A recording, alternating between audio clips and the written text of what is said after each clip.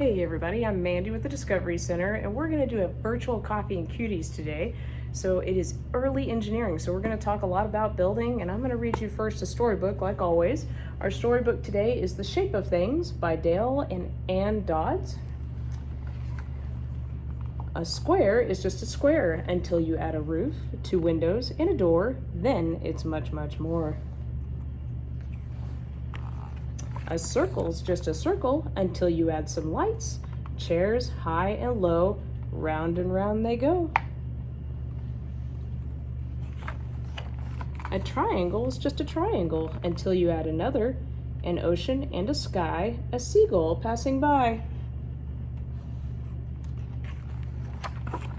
A rectangle's just a rectangle until you add some more, an engine and a track, a red caboose in back. An oval's just an oval until you add a nest, a wooden house, and then a patient mother hen.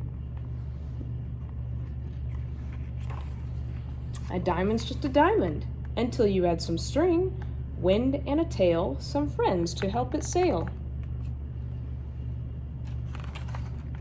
A shape is just a shape, but look again and see.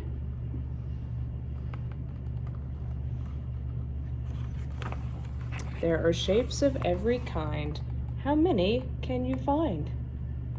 So there's shapes all over the place in buildings and structures and lots of neat things. So today we're actually going to talk a little bit about using shapes to build. But the first thing I want to show you is a pendulum that I've created. So I made a pendulum back here behind me. It's a little hard to see, but I've got a string going across, which you could do at home with 2 chairs or a counter and a table or something like that. And then you're going to tie 2 more strings going down with 2 Coke cans holding on to the bottom. So my 2 Coke cans, I dumped out, a bunch, well, I may have drank it first, but I dumped out the liquid, and then they've got just a little bit of liquid left at the bottom. So if you want to drink all your soda, dump it out, put a little water in there as well, but it just needs probably about 1/4 of a can in each one, the same amount in both ones. So I'm going to go back there and start one of these up. I'm going to take this one on this side, and I'm going to get it swinging. And then I'm going to transfer that energy to this one, and I'm going to magically make this one go. Go, swing, swing, swing, swing. There it goes, there it goes. I'm making it go. Just kidding, not really. But this is a really neat trick to do at home. So what's happening with this pendulum is when you start, you'll notice this can's slowing down now, and now this one's going. And eventually this one will slow down, and that one will start going. Because up here we've got them tied together. So these 2 Coke cans are tied together, and when one starts swinging, it eventually moves that energy to the other one, and the other one starts swinging, but then it'll slowly transfer back, and so it kind of goes back and forth, which is a real neat experiment to try at home. If you've got 2 Coke cans and some string, that's all you need. Now another one I want to show you is we're going to make a scribble bot. For my regular Coffee and Cuties people, you may have seen this before, but it's something you can do at home.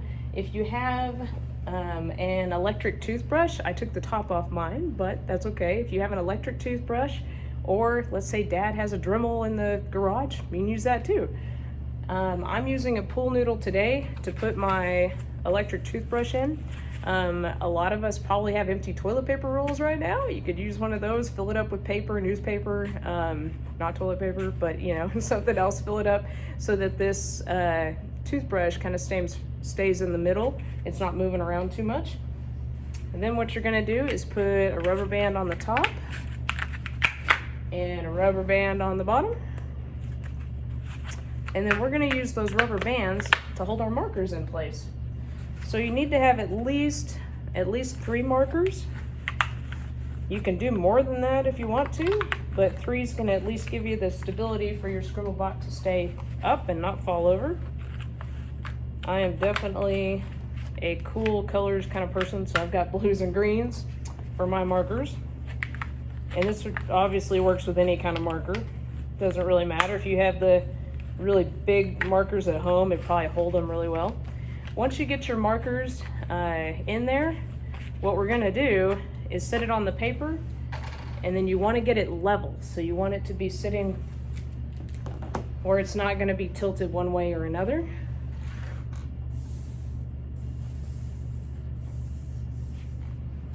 Let's see, if I can find a spot where y'all can see this. All right, so now what I'm gonna do is I'm gonna take my Scribblebot and I'm gonna turn it on, get it running.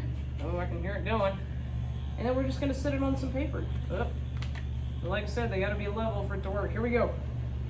Ta-da! So you can put as many markers on you want, and you can get a nice little rainbow scribble going on, or however you want to do it. This is my masterpiece for everybody at home. You can make more than one Scribblebot, have races, it'll be a lot of fun. But anyway, that's a fun engineering trick, real easy to do at home if you've got some sort of electric toothbrush or a moving motor of some kind. Now the next thing we're going to talk about is working with shapes. So I have some spice drops. Most people have seen this trick where you build with toothpicks, right? And your gumdrops. This can work with marshmallows, or if you've got Play-Doh or gummy bears. You know, there are lots of things you could do this with. So it's an easy way to build at home, and hopefully you have some toothpicks lying around that you can use. So I built two shapes for us already. I built a 2D square.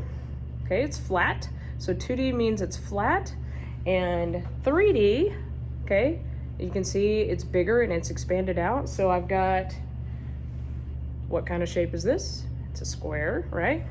This one here is actually a cube. So I built it in 2D and 3D.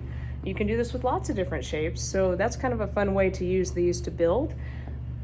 You can also do other things. If parents, you want to give your kids a challenge, have them build a structure that's as tall as a bowl or as tall as a cup that you've got lying around at home. See how tall they can get it where it's still structurally sound and not going to fall over. For the older kids, maybe you could have them try to build an animal or something like that. That's a little more complicated. These things, there are a lot of fun. It's fun to build with toothpicks and marshmallows. I mean, and you get to eat your creation when you're done. So bonus. That's all I've got for you guys today. I hope you enjoyed Coffee and Cuties. I can't wait for us to be able to get back together hopefully in May. We'll keep you guys posted. Thank you so much for everything. I hope everybody stays safe at home and has a good break. Thank you.